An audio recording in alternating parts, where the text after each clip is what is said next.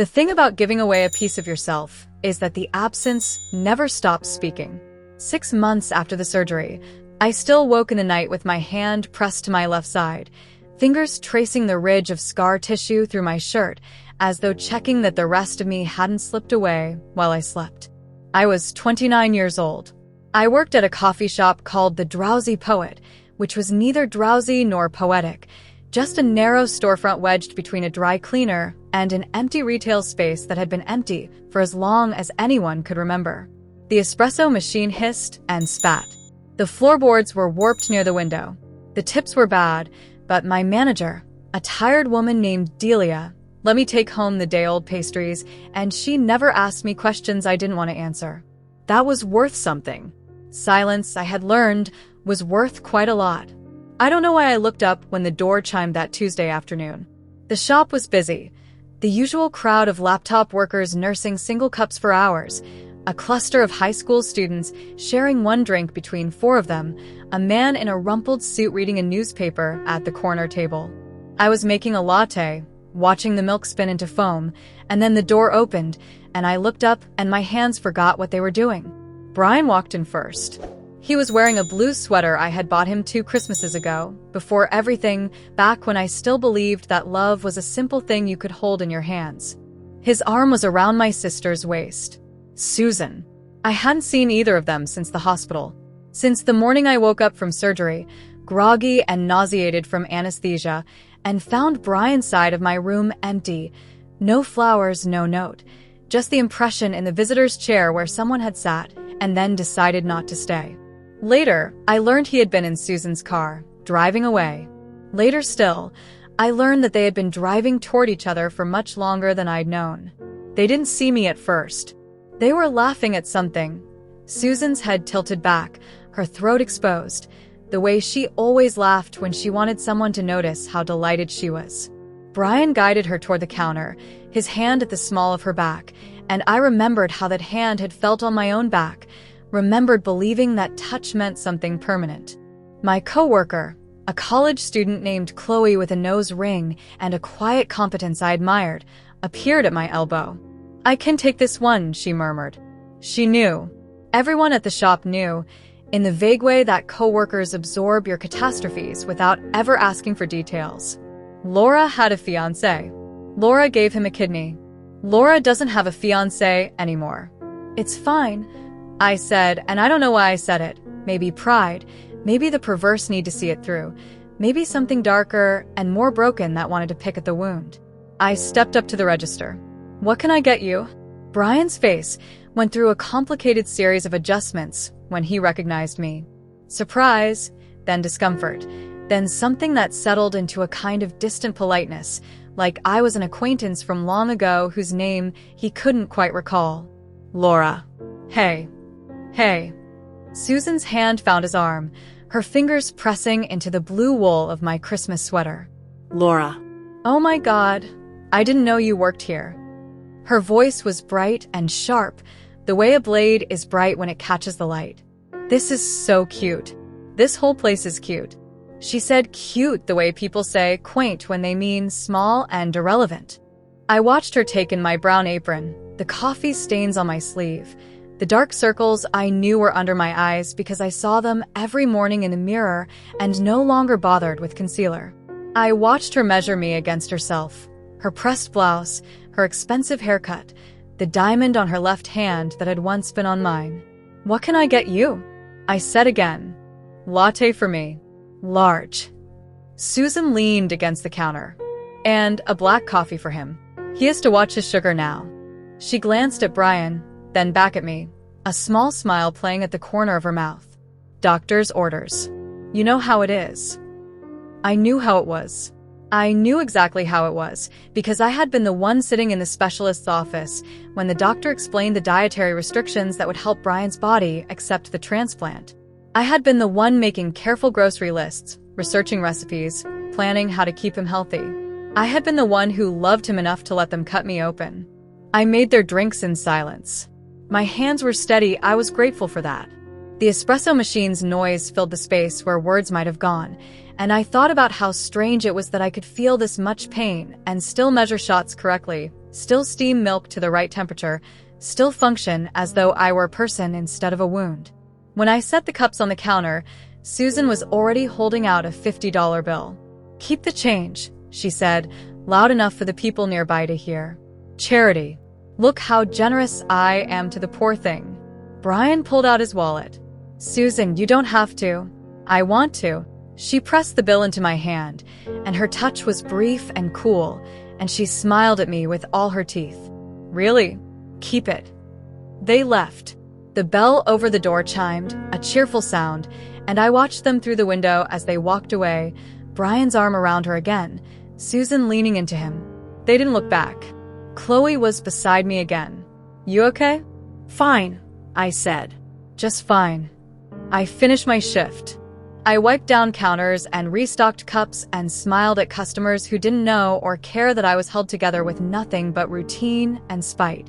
When my replacement arrived at 6, I hung up my apron and walked out the back door into the alley where we kept the dumpsters, and I sat down on an overturned milk crate, and I put my head in my hands, and I did not cry. I had done enough crying. 6 months of crying. In the beginning, after I understood what had happened, after I saw the credit card bills Brian had left in my name, after I realized that the love I had built my life around had been a house with no foundation, and I had been the only one who didn't notice the cracks. The tears had eventually stopped, not because the pain ended, but because something in me simply ran dry. I was a well with nothing left to draw. I sat in the alley for a long time. The light changed, the shadows lengthening across the concrete, and I thought about the life I had planned, the wedding, the house, the children we had talked about having. I thought about how carefully I had donated my kidney, all the tests and consultations and psychological evaluations, the endless forms asking if I was sure, if I understood the risks, if I was doing this of my own free will. Yes, I had said. Yes. I love him. I want to save his life. And I had. I had saved his life, and he had taken it somewhere else. I was still sitting there when I heard footsteps. A man's shoes, expensive sounding, clicking against the pavement. I looked up. He was tall, with dark hair going gray at the temples, and he was wearing a suit that probably cost more than 3 months of my rent. He had a face that was difficult to read. Not handsome, exactly, but composed. Careful. He was carrying 2 cups of coffee from a shop. "You're Laura Miller," he said. I stood up, my hand instinctively moving to my side, to the scar. "Who are you?" "My name is Julian Croft." He held out one of the cups. "I thought you might need this." I didn't take it. "How do you know my name?" "I was in the shop. I saw what happened." He set the cup on a nearby crate, then stepped back, giving me space. That was a difficult thing to witness. I can only imagine how difficult it was to experience. "You were the man with the newspaper." Yes. I remembered him now, the corner table, the gray pages, the way he had seemed absorbed in his reading while the rest of the shop buzzed around him. But he hadn't been reading. He had been watching. "What do you want?" He reached into his jacket and produced a small white card. Plain, no logo, just a name and a phone number in simple black text. Julian Croft. He set it on the crate next to the coffee. "I have a proposition for you," he said. "When you're ready to hear it, call me." He turned and walked away.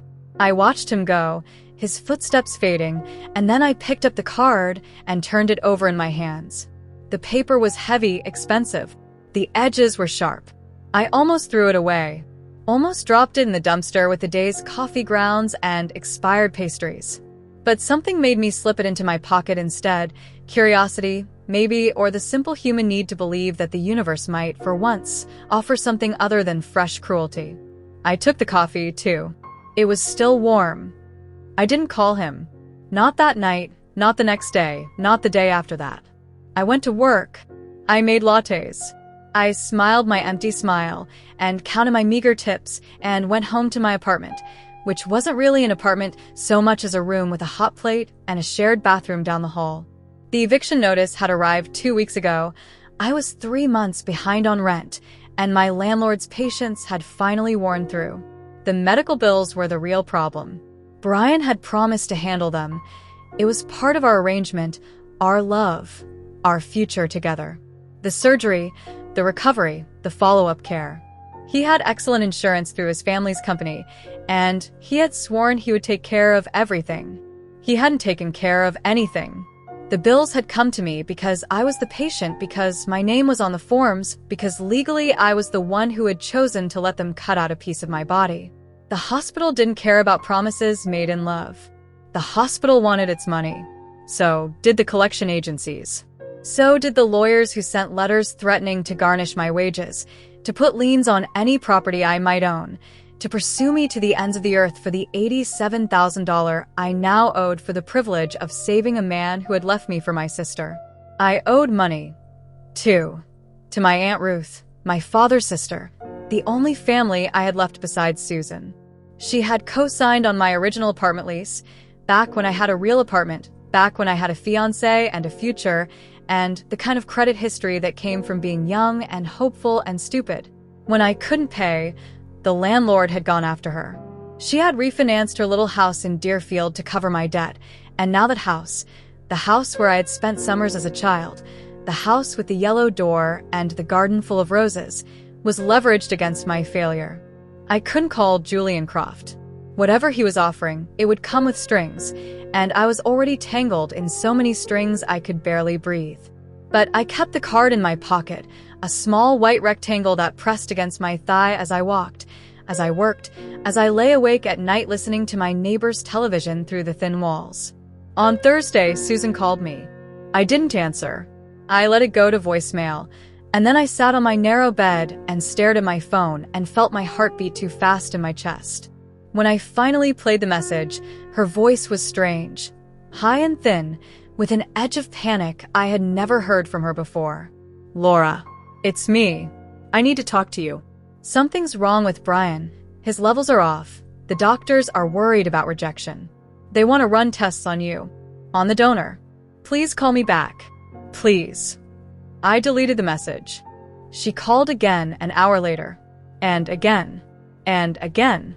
I turned off my phone and put it in a drawer and tried to sleep, but sleep wouldn't come, and sometime around 2 in the morning I found myself sitting at my window, looking out at the streetlight's orange glow, thinking about Brian in a hospital bed. Brian, whose body might be rejecting the kidney I had given him. Brian, who might be dying. I didn't want him to die. That was the terrible thing. I didn't want him to die, even now, even after everything. I had loved him. That love had been real, whatever his had been, and you couldn't cut love out of yourself the way you could cut out a kidney. It stayed. It ached. It woke you at night with your hand pressed to the empty space where something used to be. But I couldn't help him. I had already given everything I had to give. I found Julian Croft's card in my pocket and smoothed it flat on my knee. The paper was soft now, worn from handling. I had touched it more often than I realized. I picked up my phone and dialed. He answered on the second ring. Laura. How did you know it was me? I hoped it would be. A pause. Are you all right? The question was so simple, so unexpected, that I felt something crack in my chest. When was the last time anyone had asked me that? When was the last time anyone had cared about the answer? No, I said. I'm not all right. I know. His voice was calm, steady. Will you let me help? I don't even know what you're offering. Then let me explain. Can you meet me tomorrow morning? There's a cafe on Winthrop Street, the Blackbird. Do you know it? I did. It was one of those places with exposed brick and artisanal toast, the kind of cafe I used to go to with Brian, back when I was someone who could afford artisanal toast. I have work at 11. Come at 8. I'll make sure you're not late. I should have said no. Every instinct I had, and I had developed sharp instincts in the past 6 months, the survival instincts of a wounded animal, told me this was dangerous. Strange men with expensive suits and mysterious propositions were not to be trusted. Nothing was free. Everyone wanted something. But I was so tired. So tired of fighting alone. Okay, I said. 8 o'clock. The Blackbird was nearly empty at 8 in the morning. Just a few early risers hunched over laptops, a barista with purple hair wiping down the espresso machine, and Julian Croft sitting at a table by the window. He stood when I came in, pulled out my chair, waited until I was seated before sitting down himself. Old-fashioned manners. I didn't know what to make of them. "Thank you for coming," he said. "You said you had a proposition." 이거. He folded his hands on the table. His fingers were long, his nails clean and trimmed. "But first, I want to tell you a story. Will you listen?" I nodded. "I had a sister," he began. "Her name was Eleanor. She was 3 years younger than me, brilliant, kind, impossibly stubborn. She became a doctor, pediatric oncology.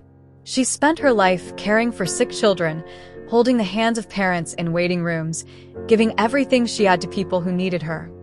He paused, looking down at his hands. When she was 34, she was diagnosed with kidney disease. A genetic condition. It ran in our family, though neither of us knew it. She needed a transplant. I was tested, but I wasn't a match. No one in our family was. He looked up at me. "Do you know what it's like to watch someone you love die slowly, knowing you can't do anything to stop it?" I thought of Brian's face when he told me his diagnosis. The fear in his eyes. The way his hands had shaken. "Yes," I said. "I know. Eleanor died 4 years ago. She was 38. His voice was flat, controlled, but I could hear the grief underneath, old and dense as stone. I spent a long time afterward trying to understand why. Why her? Why someone who had spent her whole life helping others couldn't be helped herself? And then I learned something. He reached into his jacket and pulled out a photograph. A woman with dark hair and bright eyes, laughing at something outside the frame. She looked like him around the mouth, the same careful set to her jaw. "Eleanor had a son," he said. "His name is Brian. Brian Kennedy. He took his father's name after his parents divorced. Eleanor and I were estranged for the last few years of her life. I didn't know about him until after she was gone." The room tilted. I gripped the edge of the table. "Brian Kennedy," I repeated. "My Brian." "Yes." I stared at the photograph, at Eleanor's laughing face, at the eyes that were familiar because I had looked into them 100 times, 1,000 times, across dinner tables and in dark bedrooms and in hospital rooms where I had promised to save him. "He's your nephew." "Yes." "And you." I couldn't finish the sentence. Couldn't make sense of what he was telling me. "I found him after Eleanor died," Julian said. "I wanted to know him, to have some piece of my sister in my life.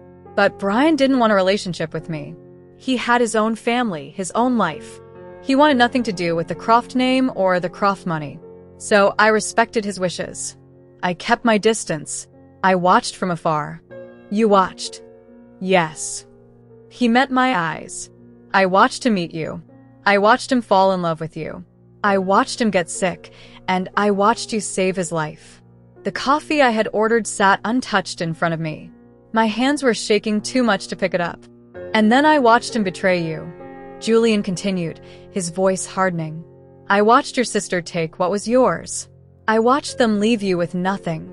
No money, no support, not even the dignity of a proper goodbye. Why are you telling me this?" "Because I want you to understand." He leaned forward. "I am not a good man, Laura.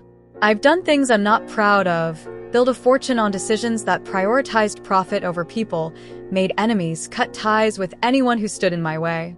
My sister was the good one. She was the one who believed in kindness, in mercy, in the fundamental decency of human beings. I never had her faith." He picked up Eleanor's photograph, looked at it for a long moment, then set it down again. "But I loved her, and Brian is all that's left of her in this world. When I saw what he did to you, what he and your sister did, I felt something I hadn't felt in a long time." He paused. Rage. "Not because of what it meant for Brian, but because of what it meant for you. You gave everything, and they took it, and they didn't even have the grace to be ashamed." I didn't know what to say.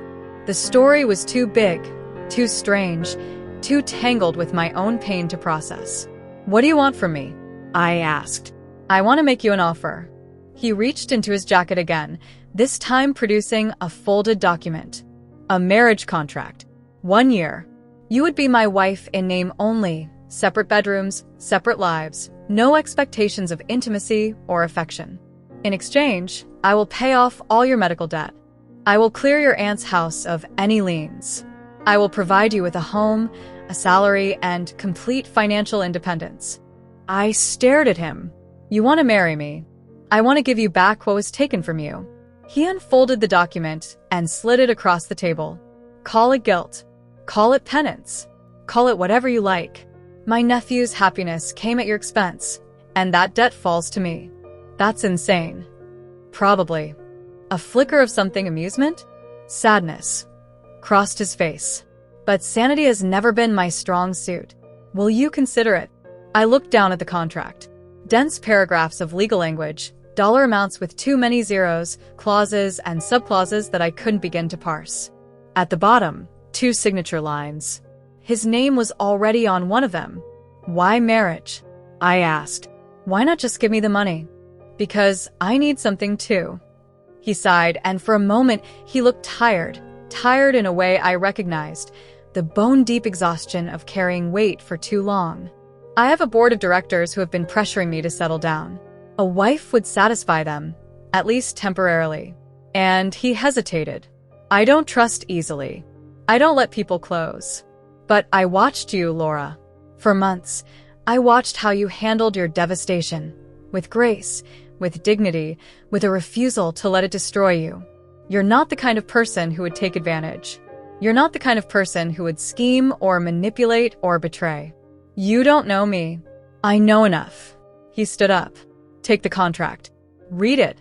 Think about it. And if you decide you're interested, call me.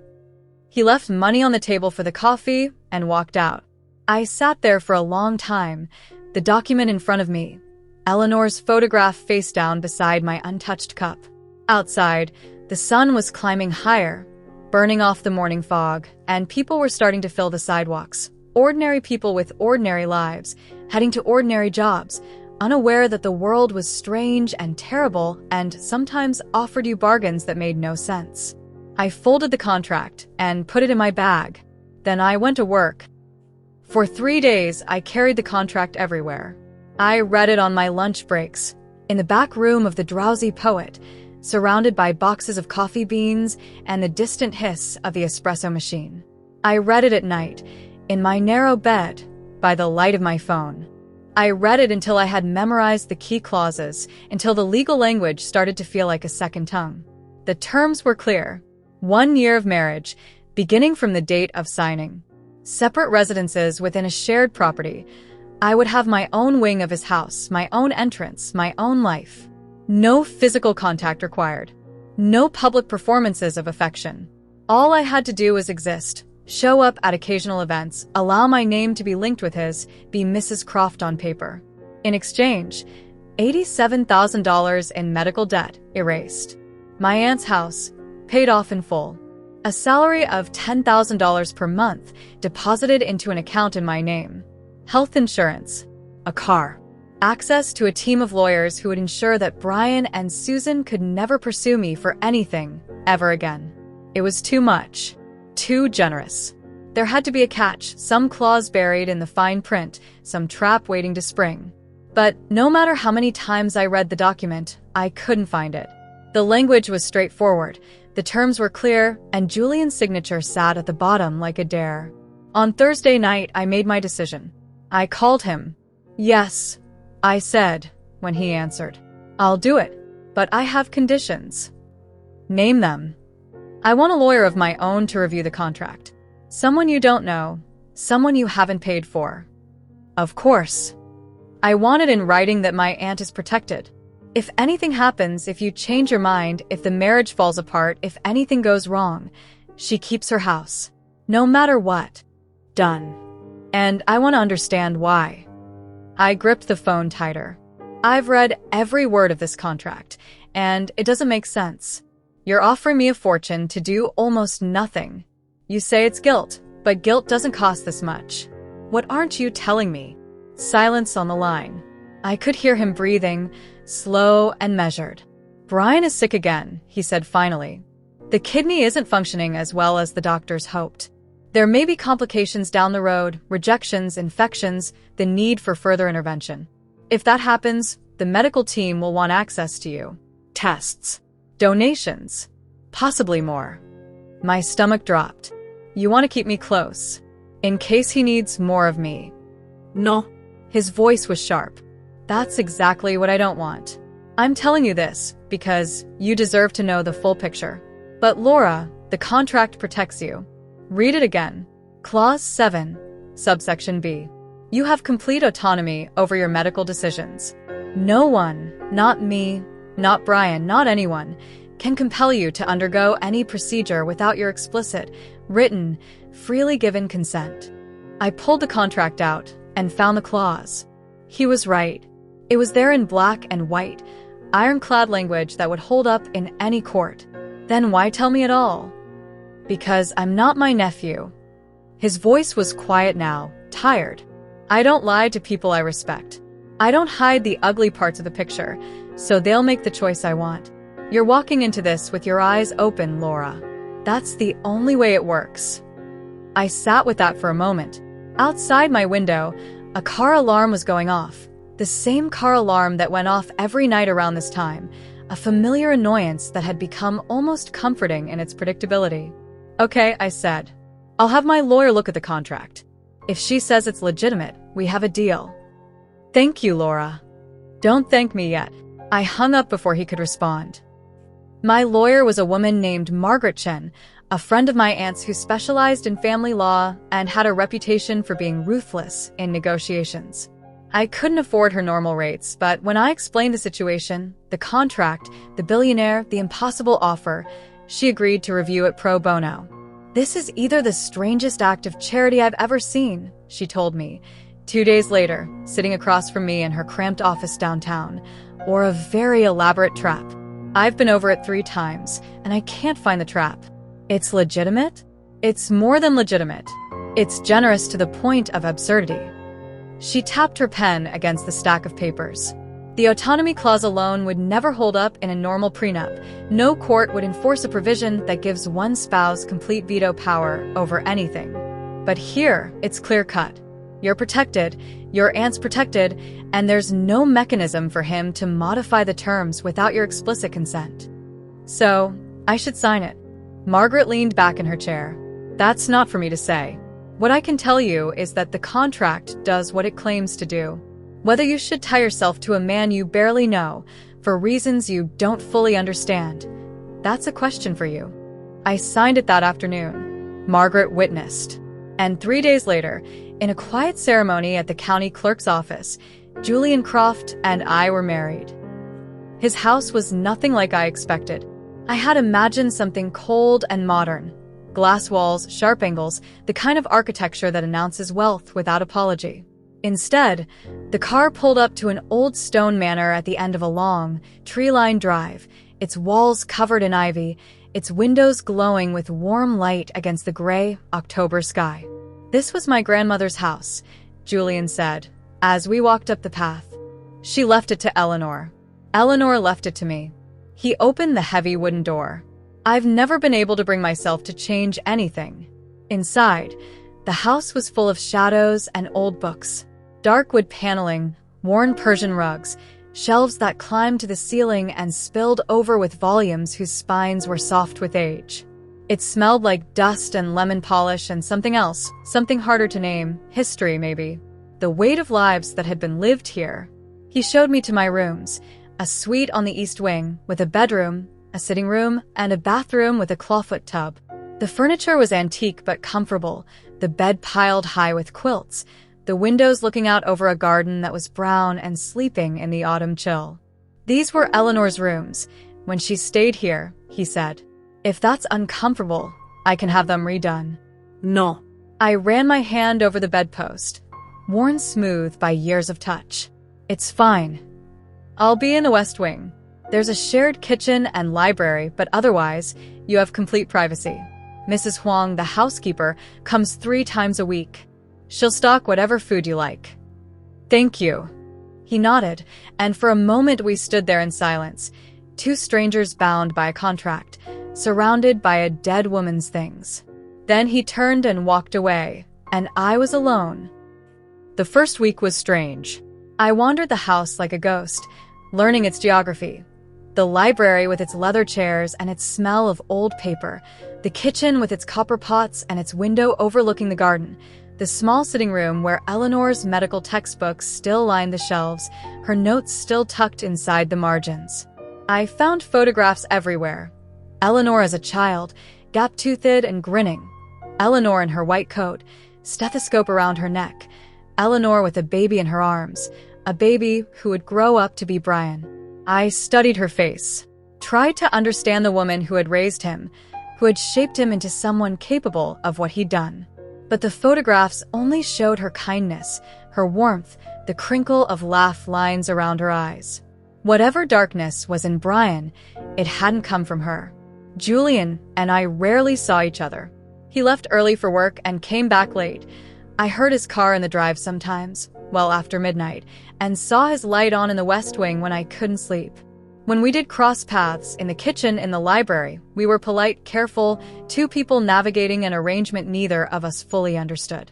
But sometimes, late at night, I would find him in the library, a glass of whiskey in his hand, staring at Eleanor's photograph on the mantel. He never spoke on those nights. Neither did I. We just sat in the darkness together, keeping company with the same ghost. The second week, Susan showed up. I was in the garden, wrapped in a coat against the November chill, when I heard the crunch of tires on the drive. A taxi pulled up and my sister got out, her heels sinking into the gravel, her coat too thin for the weather. She looked smaller than I remembered. Older. Laura. She was breathing hard, like she had run here instead of taking a cab. I need to talk to you. How did you find me? It's all over the news. Julian Croft marries mystery woman. There were pictures. She laughed, a high, brittle sound. God, the pictures. You looked like a corpse at that wedding. What are you doing, Laura? What is this? None of your business. Brian is dying. She took a step closer, her eyes wild. His body is rejecting the kidney. The doctors say he needs you. They need to run tests. They need to see if there's anything. Please, Laura. Please.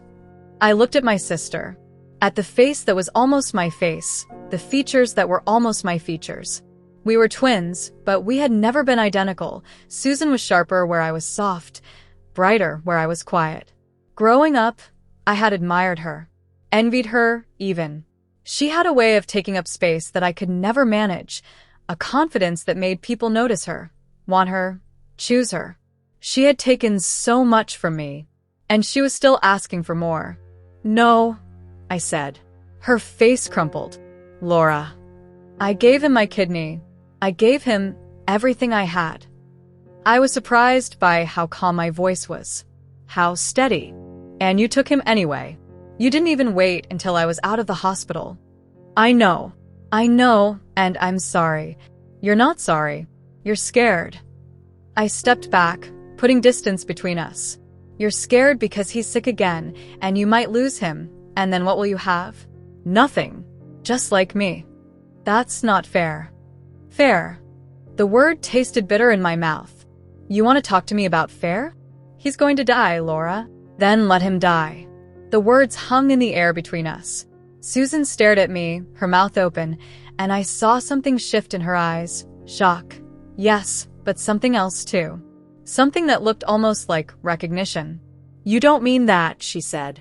I don't know what I mean anymore. I turned away from her, looking out at the garden, at the bare branches and the gray sky. But I know I can't save him again. I can't save him, and I can't save you, and I'm done trying. I walked back into the house and closed the door behind me. I didn't look back. That night, I couldn't sleep. I lay in Eleanor's bed, staring at the ceiling, thinking about Brian in a hospital somewhere, his body turning against itself. Thinking about my kidney inside him, failing. Thinking about all the things I had given and all the things that had been taken and the vast, hollow space where my love used to be. Around midnight, I gave up on sleep and went to the library. Julian was there, as I somehow knew he would be, sitting in the leather chair by the window, a book open in his lap, though I could tell he wasn't reading. Can't sleep? He asked, without looking up. No. Neither can I.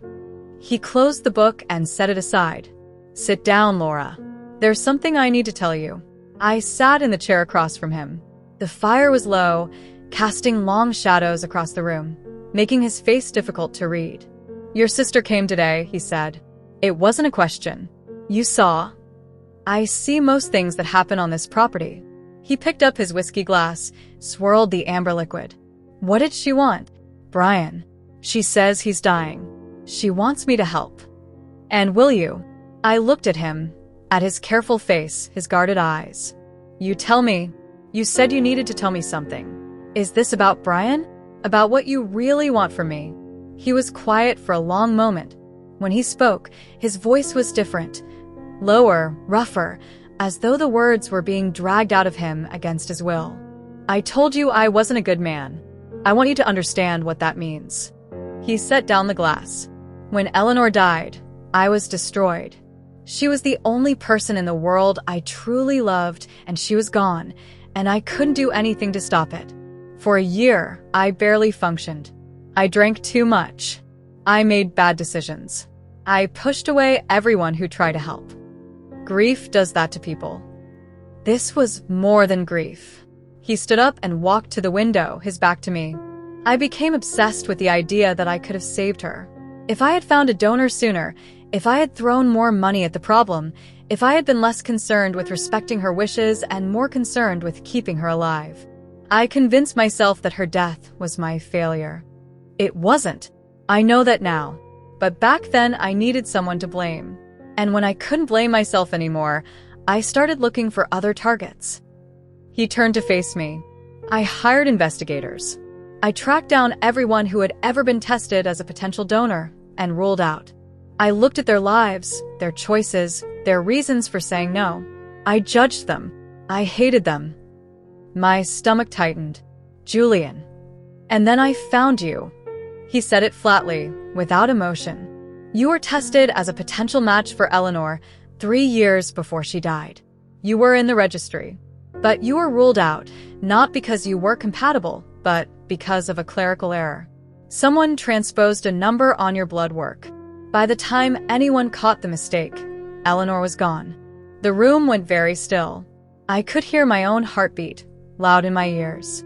"I was a match," I said. "For Eleanor." "Yes.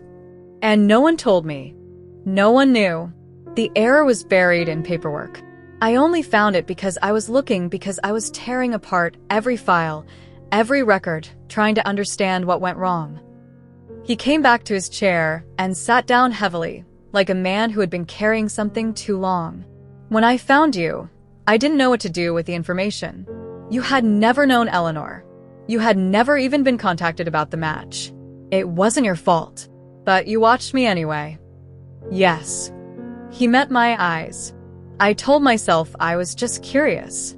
I wanted to see the woman who could have saved my sister. But the truth is, I was waiting for a reason to hate you. I wanted you to be selfish, or cruel, or unworthy of the gift you never got to give. I wanted to justify the rage I felt. And instead, I watched you fall in love with my nephew. I watched you plan a life with him. And then I watched you give him the kidney that could have gone to Eleanor, and he stopped, his jaw tight. I felt something I didn't expect. I was glad that your gift had found its way to my sister's son, even if it couldn't save her. Glad that some part of your sacrifice would live on in someone who carried her blood. I didn't know what to say. The story was too big, too tangled, too full of coincidences that felt less like coincidences and more like the machinations of a universe with a cruel sense of humor. "And then Brian betrayed you," Julian continued. "And I watched that too. I watched your sister steal him away. I watched the bills pile up. I watched you lose everything."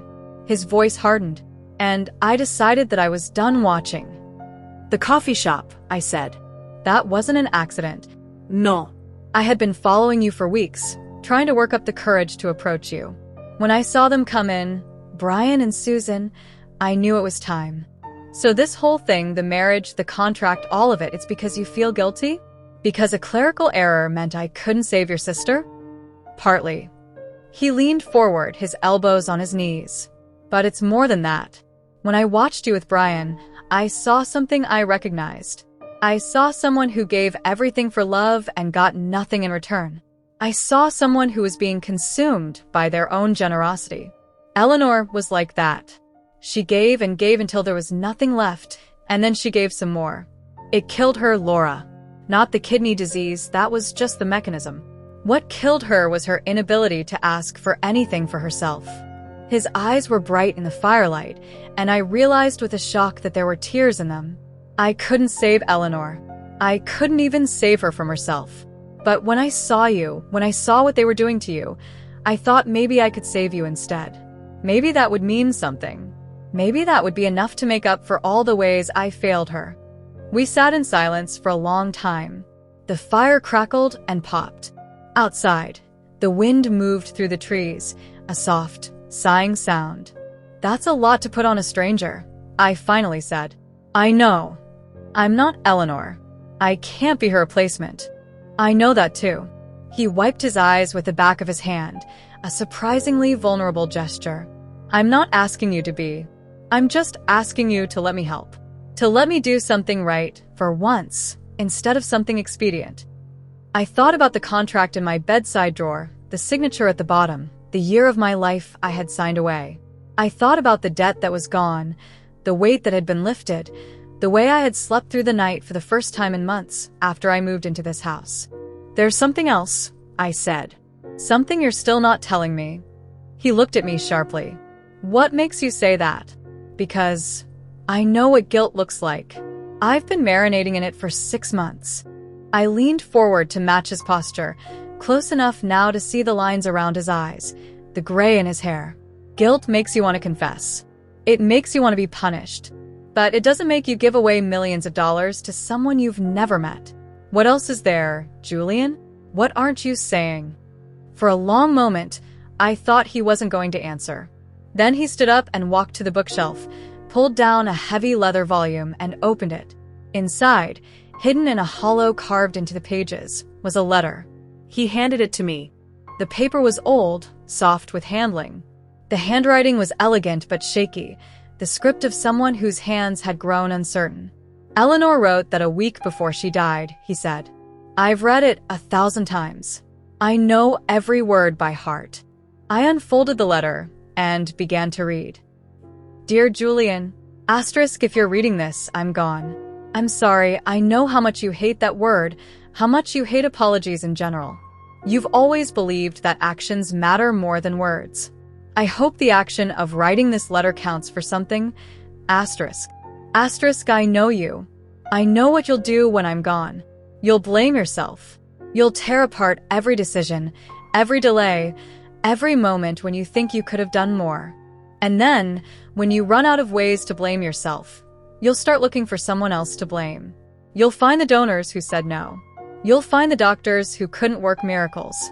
You'll find anyone whose existence can explain why I'm not there anymore. Asterisk. Please don't. Asterisk, my death isn't anyone's fault. It's just a thing that happened. A bad thing, a sad thing, but not a punishment. Not a failure. Just the end of a story that was always going to end eventually, as all stories do. Asterisk. Asterisk, what I want you to understand is this. The time I had was enough. The love I had was enough. The life I lived with all its pain and all its joy was enough. I don't want you to spend your life trying to fix something that can't be fixed. I want you to live. I want you to love someone, someday, with the same wholeness that I loved you. I want you to stop being afraid of losing things and start being grateful for having them. Asterisk. Asterisk, there's a boy out there who is my son. I never told you about him because I was ashamed of how things ended with his father, ashamed of my own failures as a mother. But he exists, and he's part of me, and I hope someday you'll find each other. Be kind to him, Julian. Be kinder than I was. Asterisk. Asterisk, and whoever else comes into your life, whoever needs your help, whoever needs your protection, be kind to them too. That's all I ask. That's the only legacy I want. Asterisk. Asterisk, I love you. I always will. Asterisk. Eleanor. I set the letter down. My hands were shaking. She knew, I said. She knew everything. Julian's voice was rough. She knew I would become a monster if I wasn't careful. She knew I would twist my grief into something ugly. She tried to warn me, and I didn't listen. I found Brian, and instead of being kind to him like she asked, I kept my distance. I watched him from afar because I was afraid of losing him too. And when I found you, I didn't reach out because I was afraid of what I would do with my anger. But you did reach out. Eventually. Only after I watched them destroy you. Only after I saw my inaction cause the exact kind of harm Eleanor warned me against. He sat back down, heavily, like a man who had finally set down a burden he had been carrying for years. The contract, the money, the marriage, it's not just guilt, Laura. It's penance. It's me trying to finally do what my sister asked me to do. Be kind. Yes. He looked at me, and his eyes were raw, open, more vulnerable than I had ever seen them. Be kind. I didn't sleep that night either. I sat in Eleanor's room. My room now, I supposed, and read her letter over and over until the words blurred and my eyes ached.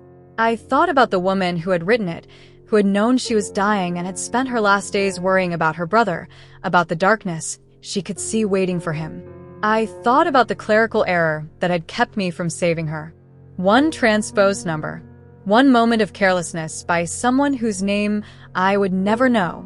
And because of that moment, Eleanor had died and Brian had gotten sick, and I had given him my kidney, and Susan had taken him away, and I had ended up here, in this strange house, married to a stranger, reading a dead woman's final words.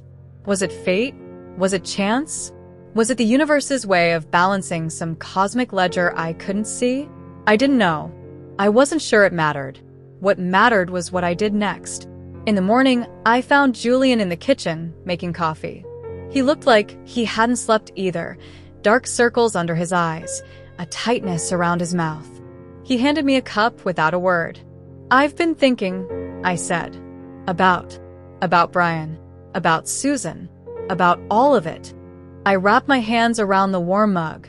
They want me to save him again, to give more of myself, so he can keep living the life he stole from me. You don't owe them anything. I know. I took a sip of coffee, let the heat spread through me. But that's not the question, is it? The question is what kind of person I want to be. He was silent, waiting. I could say no. I continued. I could let him die or struggle or suffer the consequences of his own choices. Part of me wants that. Part of me wants to watch him lose everything the way I did. I set down the cup. But that part of me is ugly. It's the part that's been fed by pain and betrayal and the need to see someone else hurt as much as I do. And I don't want to be that person. I don't want to let them turn me into someone I don't recognize. What are you saying? I'm saying I'll do the tests. I'll see if there's anything I can do to help him. I held up my hand before he could speak. But not because I owe him. Not because Susan asked. I'm doing it because Eleanor was right. About kindness. About living without fear. About not letting grief turn you into a monster. Julian stared at me. Something shifted in his face. Surprise, maybe, or something deeper. You read the letter. I read the letter. I met his eyes. And I think it was meant for me as much as it was meant for you. The hospital was the same one where I had my surgery. The same fluorescent lights. The same antiseptic smell. The same maze of corridors that all looked identical. Walking through those halls felt like walking back in time, to the version of myself who had been so sure, so full of love, so convinced that sacrifice was the same as salvation. Brian was in a private room on the 4th floor. Susan was outside, sitting in a plastic chair, her face gray with exhaustion. She stood up when she saw me, her mouth opening to speak, but I walked past her without a word. Julian came with me. I hadn't asked him to, but he appeared at my side when I left the house, and I found that I didn't want to do this alone. He stayed in the hallway when I went into Brian's room, a silent presence, a witness. Brian looked bad. Thin, pale, hooked up to machines that beeped and hummed with mechanical indifference. His eyes were closed when I came in, but they opened when he heard my footsteps, and for a moment I saw a flash of the man I had loved, the man who had made me laugh, who had held me in the dark, who had promised me forever. Then the moment passed, and he was just Brian again. Just a sick man in a hospital bed, watching me with a mixture of hope and shame. Laura. His voice was a rasp. You came. I came. I didn't think you would. He struggled to sit up, and I watched him without moving to help. After everything, I didn't think. Don't. I pulled a chair close to the bed and sat down. I'm not here for you. I'm here for me. He blinked, confused. I don't understand. I know you don't. I looked at him, really looked, taking in every detail. The hollows under his eyes, the tremor in his hands, the ring on his finger, the ring that used to be on mine. You never understood, Brian. You never understood what you took from me, or what I gave you. You thought my kidney was a gift. You thought my love was something you deserved, something that was owed to you because you were sick and scared, and I was there. Laura, Let me finish. My voice was calm, steady. I had practiced this, lying awake in the dark. I had rehearsed these words until they no longer felt like knives in my mouth. I loved you. I loved you more than I knew how to love myself. And when you got sick, I didn't even think twice. I would have given you anything, my kidney, my heart, my whole body piece by piece. Because that's what love meant to me. Sacrifice. Surrender. Putting someone else's needs above my own. I paused, letting the words settle. But that's not love, I continued. That's just fear. Fear of being alone. Fear of being unloved. Fear of not being enough unless I gave everything away. I shook my head slowly. You didn't teach me that, Brian. That was something broken in me long before I met you. But you used it. You and Susan both. You saw what I was willing to give and you took it, and you didn't even have the decency to be ashamed. Tears were running down his face now. I'm sorry, he whispered. I'm so sorry. I know you are. I stood up, looked down at him. And I forgive you. His face crumpled with relief. Laura. Don't. I held up my hand. I forgive you, but not for your sake. I forgive you because carrying this anger is killing me. Because every day I spend hating you is a day I spend trapped in the past, and I'm done with the past. I'm done with you. I walked to the door, then turned back. I'll do the tests, I said. If there's anything I can do to help you, blood, bone marrow, whatever the doctors think will work, I'll consider it. But this is the last thing I'm giving you, Brian. After this, we're done. You don't get to ask me for anything else. You don't get to be part of my life. You don't even get to know my name. I left without waiting for his response. In the hallway, Julian was waiting. Susan was gone. I didn't know where, and I didn't care. He fell into step beside me as I walked toward the elevator. How do you feel? He asked. I thought about it. Checked in with my body, my heart, the places where the pain usually lived.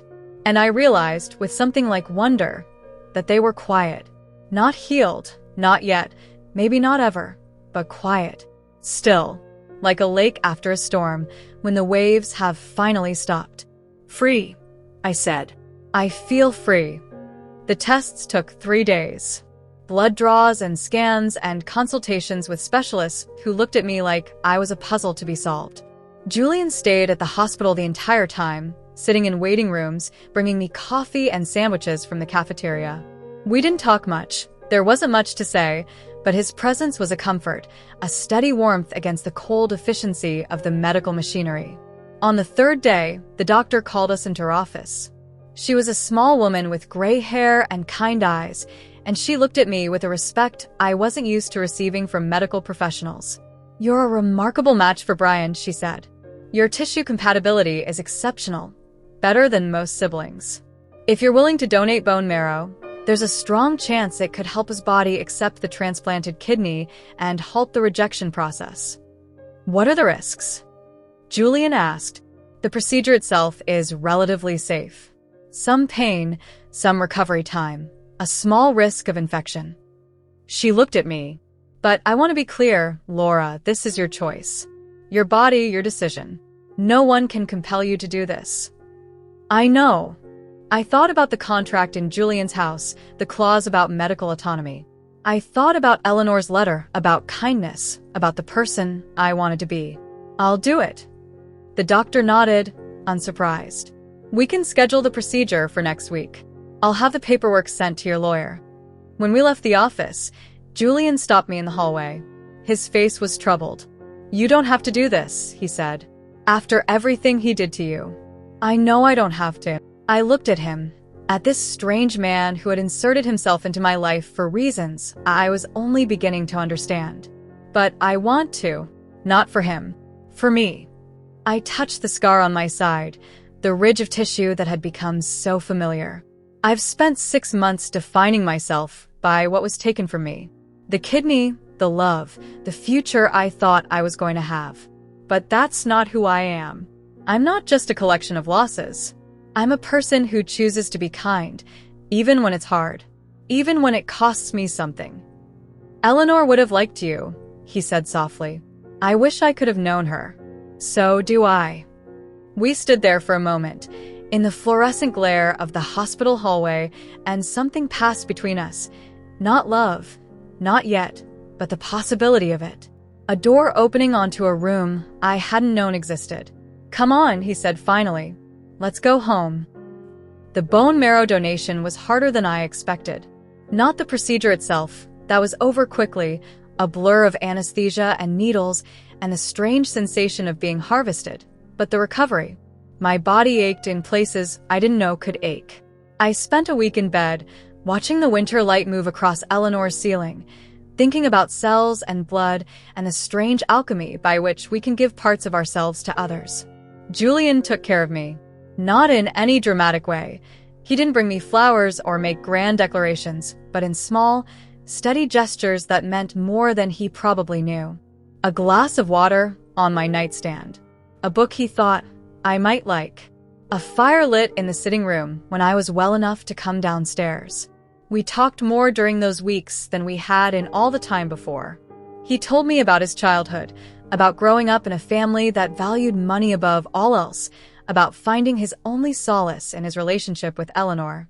He told me about the years after her death, the drinking and the bad decisions, the slow process of clawing his way back to something like sanity. I told him about myself, about my parents, who had died in a car accident when I was 19, leaving me and Susan to navigate adulthood alone. About the way Susan and I had clung to each other in those early years, before jealousy and competition drove us apart. About Brian, and how I had confused being needed with being loved. We're both fools, I said one night, sitting in the library, the fire crackling between us. We spent so much time trying to save other people that we forgot to save ourselves. Maybe that's what we're doing now, he said. Saving each other. I looked at him, at his careful face, his guarded eyes, the vulnerability he was learning to show. And I realized that somewhere in the past weeks, I had stopped being afraid of him. He wasn't a rescuer or a manipulator or a grieving man looking for a replacement for his sister. He was just a person, as broken and hopeful as I was, trying to find his way through the dark. Maybe, I said. Brian lived. The bone marrow worked, his body stopped rejecting the kidney, and 3 months after my donation, he was well enough to leave the hospital. I got a card from Susan, a brief, stiff note thanking me for my generosity, but nothing from him. That was fine. I had meant what I said. We were done. The year of my marriage contract came and went. On the anniversary, Julian called me into the library and handed me a document, the paperwork to dissolve our arrangement, signed and notarized. You're free, he said. The contract is fulfilled. You can go wherever you want. I looked at the paperwork, at the legal language that would sever our connection. I thought about the apartment I had given up, the job I had quit, the life I had been living before Julian Croft walked into a coffee shop and changed everything. What if I don't want to go? I asked. He went very still. Laura. I know this started as a business arrangement. I know you approached me because of guilt and grief and some complicated need to atone for things that weren't your fault. I set down the paperwork. But that's not what it is anymore. Not for me. What is it for you? I thought about the question. About the nights we had spent in the library, talking until the fire burned to embers. About the way he brought me coffee in the morning and listened when I spoke and never once made me feel like I owed him anything. about the slow, patient way he had earned my trust. "It's home," I said. "You're home." Something broke open in his face, a wall I hadn't even realized was there, crumbling to reveal the raw, hopeful thing underneath. He crossed the room in 2 strides and took my hands in his. "I didn't want to assume," he said. "I didn't want you to feel obligated." "I don't feel obligated. I searched for the right word. I feel found. For the first time in my life, I feel like someone sees me. The real me, not the version of me that's useful or convenient or easy to love."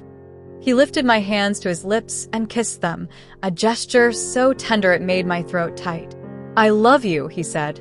"I think I've loved you since that day in the coffee shop, when I watched you hold yourself together even though everything was falling apart. I didn't know what to do with it. I didn't know if I had the right." "You have the right," I said. "You have every right." And then he kissed me, not on the hands this time, but properly, fully, the kind of kiss that meant forever. And I kissed him back, and outside the window the spring sun was shining, and somewhere in the house Mrs. Huang was singing to herself as she worked, and I thought about Eleanor, about her letter, about the kindness she had asked for. "Be kind," she had written. That's all I ask. We were trying, both of us, every day, learning how to be kind to each other, to ourselves, to the people we had been, and the people we were becoming. It wasn't a fairy tale. There was no happily ever after, no guarantee that things would work out, no promise that we wouldn't hurt each other in new and unexpected ways. But there was this. 2 people, standing in a library full of old books and older ghosts, choosing to try anyway. Choosing to love despite the fear. Choosing to give, not because they had to, but because they wanted to. And for now, that was enough. For now, that was everything. #, epilogue. 3 years later. The garden was full of roses. Aunt Ruth had come to live with us after her hip surgery, and she had taken over the grounds with a determined energy that made me smile. Every morning, she was out there with her gloves and her trowel, coaxing new life out of the old beds, transforming the brown and sleeping winter garden into something riotous with color. I watched her from the kitchen window, my hands wrapped around a cup of tea. Behind me, I could hear Julian on the phone, discussing some foundation business in his low, patient voice. The Eleanor Croft Foundation had grown in the past 3 years. It funded kidney research now, and advocated for donor rights, and provided support for people navigating the complex world of transplantation. I was on the board, not as a figurehead, but as an active participant, someone who could speak from experience about what it meant to give a piece of yourself and have that gift be taken for granted. I had testified before Congress twice. I had been profiled in magazines. I had become, somehow, a voice for people who had felt as voiceless as I once had. It was strange, this life. Strange and good, and nothing like I had imagined. Julian hung up the phone and came to stand beside me at the window. His arm went around my waist, a casual intimacy that still made my heart flutter. "Your aunt is terrorizing the roses again," he said. "She's improving them. She's threatening them with extreme prejudice if they don't bloom by June." I laughed, and the sound surprised me. I was still learning how to laugh freely, without waiting for the other shoe to drop. Some days it was easy. Some days it was the hardest thing in the world. "I got an email from Susan," I said. Julian's arm tightened slightly around me. "And she's in therapy. Apparently, she's doing some kind of step work, making amends. She wants to meet." "What do you want?" I thought about it. About my sister, who had been my first friend and my deepest wound. About the years of jealousy and competition, the betrayal that had nearly destroyed me, the long silence that had followed. "I don't know," I said honestly. "Part of me wants to see her. Part of me is afraid of what it will feel like." I leaned into Julian's warmth. "But I'm not going to let fear make my decisions anymore. Whatever you decide, I'll support you." "I know." I turned to look at him, at this man who had come into my life under such strange circumstances and stayed for such simple reasons. That's why I can think about it at all. Outside, Aunt Ruth straightened up from her work and waved at us through the window. Her smile was wide and unguarded, the smile of a woman who had found unexpected happiness in her twilight years. I waved back and Julian waved too, and for a moment we just stood there, the three of us, connected by love and circumstance and the strange, winding paths that had brought us to this place. I had given away a piece of myself, and it had nearly cost me everything.